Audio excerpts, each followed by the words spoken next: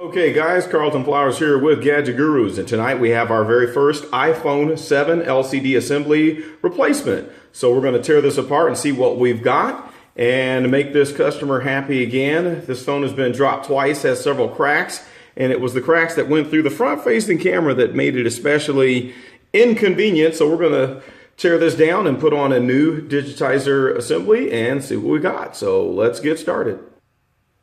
So first off, we're going to start out by removing the pentalobe screws. So it looks like on the iPhone 7, Apple is sticking with the same pentalobe screws. Not straying away from that plan, but on the inside, we've got a bunch of trilobe screws. So I had to buy a new screwdriver to deal with the trilobe. Now, whenever I take the screws out of the phone, I like to put them on my little tray with tape down. And then that way the screws all stay in the same place that they appear on the phone. So let's get this digitizer off. We're going to heat it up at first because there's a gluing that is just like what we see in the iPhone 6S that somewhat makes it waterproof. This one is supposed to be waterproof. So basically I'm going to heat up this screen a little bit and then pop that off, and the screen's going to come off a little bit different than it does on the 6S because the connectors are on the right side of the phone. They're not at the top like they've been typically placed on the 6S, the 6, and even on the 5S and the 5. So we'll get this a little bit heated up to loosen up that glue, and then we'll pop off that LCD assembly and open it up, and it opens up on the side like a book. All right. So what I like to do is start out on the side of the phone in this little indentation, and I use this special tool here. This is my favorite tool, and all this is a paint spatula, but it's very thin and it's very flexible, so you don't have as big of a chance of damaging your phone as you do with a harder spudger. And I found that this is a lot easier to get inside of the phone than using, say, your plastic spudgers. So this is my favorite tool. So we're going to work on this and then pop off the glass digitizer, and then we'll come right back. All right, so we've got that loosened up and heated up, and then what we do, we just kind of work around the phone very carefully. I take my time on this and just pry up a little bit along the edges as we go. And once I get that opened up all the way around, then I can lift off the digitizer. And I'm being very careful because I don't want to damage the LCD because it's OEM, or original equipment manufacturer, and it can be recycled. So I'm going to work my way around the phone very carefully, not to damage it, and loosen up that glue, and then we'll lift up the phone, lift up the LCD, and remove it. Okay, now as you can see, I've got it opened up on three sides except for the top where the slots are. And when we take a peek in here, there's our connectors on the sides.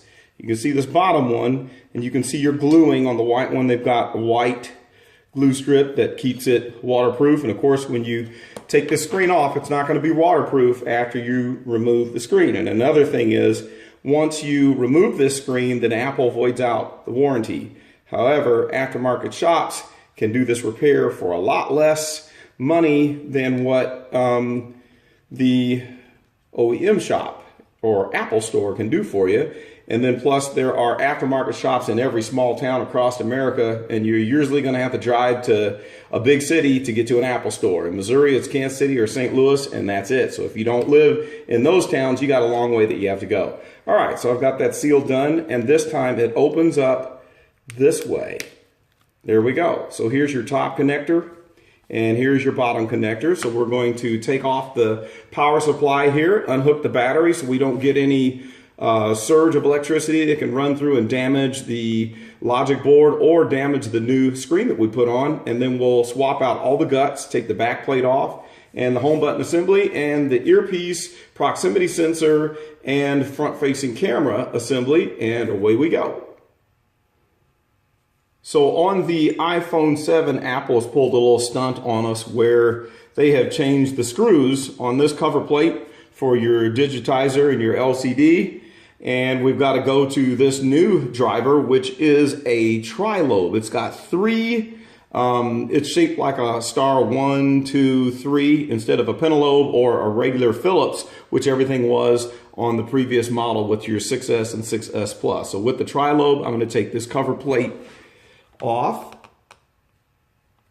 And this is the first time that I'll be doing this. And then, as I said, I put everything on my little tape here just as it appears on the phone, so then I don't get my screws mixed up. Some of these screws are different sizes, and if you replace a larger screw in a smaller hole, you can strip out that hole and you can damage some of the circuitry that goes around that hole. And if you do that on the cover plate with a 6 or a 6S, you will screw up the entire phone, and it's irreparable.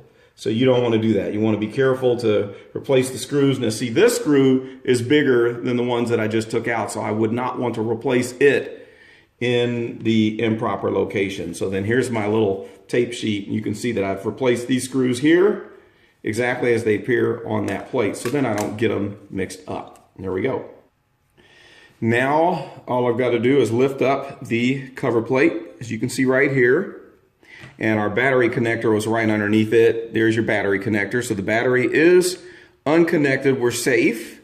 I don't know how they've got the battery connected on this model. It's probably taped in just like the old one. I haven't done a battery job on the iPhone 7 yet, but I'm sure it's a pain in the rear end. And if you don't take the white, sticky, super duper Superman tape out from underneath it, where you pull it out and stretch it, it's almost impossible to get out. It becomes a real pain. So I'm going to use my plastic spudger to very carefully unplug my digitizer and LCD connectors. And this is something that I learned a good hard lesson on. You got to be very careful unplugging these connectors, because you can bend these. And when you bend those, there's a lot of, you might have 40 or more connectors that are inside that digitizer plug.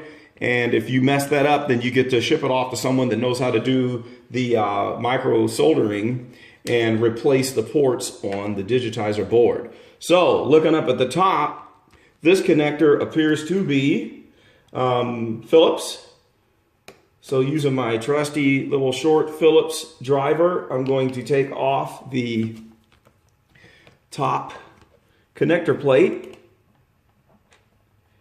And I'm assuming that this one is probably our home button cable. So removing that one, which exposes our plug, and then using my spudger again, my trusty dusty safe spudger, I can pop that off.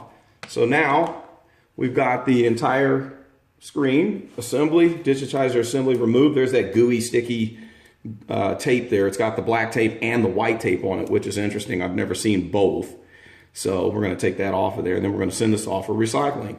Next, we will take off the home button assembly and unglue this plate here and remove this back plate, and then we'll remove the earpiece assembly, proximity sensor, front-facing camera, and swap that out to the new LCD assembly. All right, so I'm taking the last of 1, 2, 3, 4, 5, 6 screws off of the portion of the phone that holds on the earpiece assembly and the front-facing camera. And then I can take the cover plate right off. And then there's your front-facing camera. Then we can pop out the earpiece speaker. And it looks a little bit different than the iPhone 6 and 6S model. We've still got our 4 small springs, but there's a space in between the two. And then they connect to those little gold circles that are on the phone, and that's how they conduct the electricity and complete the circuit. So with those off, next thing that we'll do is just pop out the proximity sensor portion of the flex, and then we will replace that on the new digitizer assembly, and then we'll move on to the home button assembly. Now, before I do that, I'm going to hit this with just a little bit of heat. That's what I like to do, just a slight amount to loosen up that glue so I don't damage any of those ribbon cables and have to buy another proximity sensor flex, because that's no fun. All right. Okay, now that I've got that unloosened, I'll show you what I just did. I just heated that up, and then all I had to do is just pry this off. So there's your proximity sensor and front-facing camera and your earpiece assembly flex, and then there's the plug that goes into the Oops, there it is, that goes into the phone. So that was what that top plug was. It comes right into here on the top portion of the logic board, which is different than what we saw on the iPhone 6s and 6 Plus.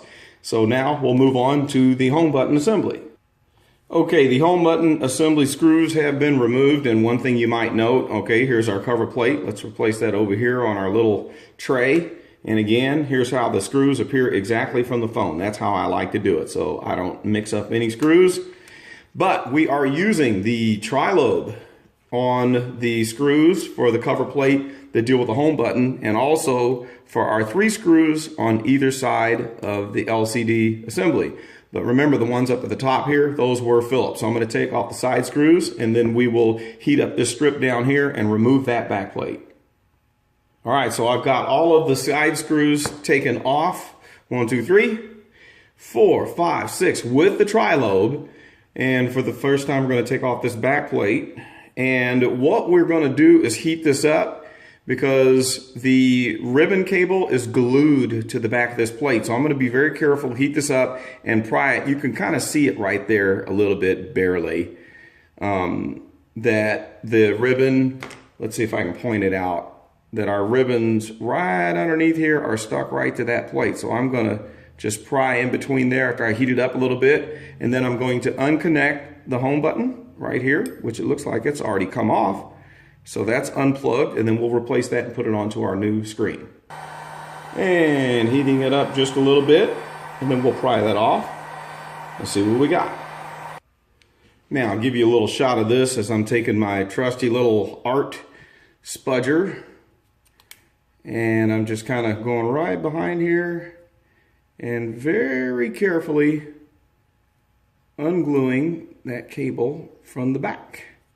So once we lift up the plate and look this way, we can see where that cable is glued in, and that's what I am removing right back here, where it is connected there. Okay, so we've got that done, and now we're basically going to take out the home button assembly and feed it back through, oops, the hole right here. So if we can flip this over this way, and we're just going to pull that right out. So there we have it. And now I will take all of this stuff and put this plate and everything back onto the new digitizer, put the phone back on, and then we'll come right back and fire it up and see how. All right, so now that everything has been transferred over to the new digitizer, we're going to plug this in to the logic board and test the phone and turn it on. And then we will put on the cover plates and we'll be all wrapped up. So let's do the test. All right, as I just figured out, I should have started with this one because it was easier to put in this one first and then those. It was a little tough to wind that one in, but now I'm going to connect the battery connector. And when you're connecting these, you want to kind of wiggle it around until you can feel that it sits, and then put slight pressure and you should feel a click. So that's how you know that you got those connectors lined up right and that you're not going to cause damage. And these stupid iPhone battery connectors, which really get on my nerves, they are very squirrely. So be careful about how you are plugging in these batteries. Because A, you don't want to cause a short, B, you don't want to get that stuck in there wrong and bend those connectors. So now this is all put together. I'm going to hold the power button and say a quick prayer. Thank you, Jesus. Please, we pray that this phone comes back to life. And there we go. We see the Apple logo. So I'm going to test the digitizer. I don't see any blemishes or blotches. It's probably going to be just fine. We'll put on the connector plates and then put the pentalobe screws back in the bottom and call it a day. So that is my first iPhone 7 digitizer assembly replacement repair. Thanks for joining me. This is Carlton Flowers with Gadget Gurus. We'll see you next time. So there we have it. Everything checked out good. And we've got a complete phone. So there we have it. iPhone 7, which, as you can see, it does the screen rotation, unlike the 6S. You had to go to the 6S Plus for screen rotation. Pretty good phone. There we have it. We're done.